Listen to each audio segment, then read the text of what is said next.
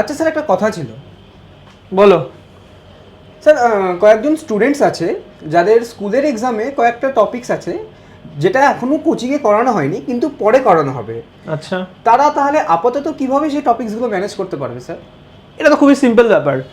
তুমি যদি ভালো করে দেখো, আমি প্রেপমেডেরটা অ্যাটলিস্ট আগে ফার্স্টে বলে নিই, বাকি সব বাচ্চাদের জন্যই আমি বলবো যে কোনো ইনস্টিটিউটে এবং প্রেপমেডেও, আমার তো মনে হয় সব ইনস্টিটিউটেই আছে এটা, সেটা হচ্ছে যে এখন যে বাচ্চারা ক্লাস করছে তাদের ব্যাকআপ হিসাবে একটা ভিডিও থাকে, যেটাকে আমরা প্রেপমেডে E6 ভিডিও ব্যাংক বলি।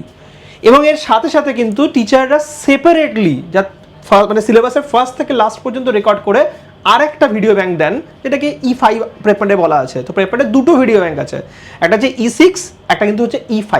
এই E6 ভিডিও ব্যাংকটা হচ্ছে যে এখন যারা যে সমস্ত ক্লাসেসগুলো বাচ্চারা করছে তার এক্স্যাক্টলি রেকর্ডেড ব্যাকআপটা, যাতে করে কখনো যদি মনে হয় পরে রিভাইজ করবো করতে পারে। আর E5 ভিডিও ব্যাংকটা হচ্ছে মেনলি যেটা হচ্ছে পুরো ফার্স্ট থেকে লাস্ট পর্যন্ত অলরেডি সব চ্যাপ্টার প্রপারলি রেকর্ড করা আছে, সেটা প্রত্যেকটা বোর্ড ওয়াইজ। তো সেইটা ইউজ করতে হবে হচ্ছে যখন স্কুল এক্সামস চলবে। এরপরে যখন হচ্ছে অ্যাকচুয়াল রেগুলার ক্লাসেস চলবে, ওই টপিকটা তো কভার হয়েই যাবে।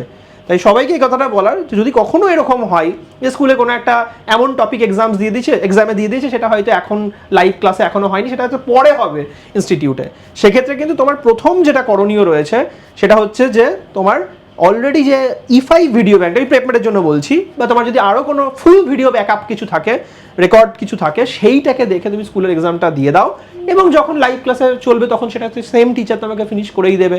তো এইভাবে কিন্তু তোমাদের প্রত্যেককে স্কুলের এক্সামসগুলোতেও একটা ডিসেন্ট স্কোর পেতেই হবে, যেটা খুব ইম্পর্টেন্ট। কারণ স্কুল না হলে তো দেখবে যে স্কুলের টিচাররা হয়তো তোমাকে বলছে যে তুমি কেন স্কুলের এক্সামের জন্য পড়ছো না, যেটা একদমই এক্সপেক্টেড নয়। তাই, আর আমি আগেও বলেছি, কনসেপ্ট যদি প্রপারলি শেখো তাহলে তুমি নিটেও ভালো করবে, আর তুমি স্কুলের এক্সামসেও কিন্তু একটা ডিসেন্ট মার্কস শুরু থেকেই পাবে। মানে 40 এক্সামস হলো, 25-26 কিন্তু দেখবে পেয়েই যাবে, তুমি ফিজিক্স হোক, কেমিস্ট্রি হোক, বায়ো হোক, কারণ তুমি কনসেপ্টটা ভালো করে শিখেছো, যেটা খুব জরুরি।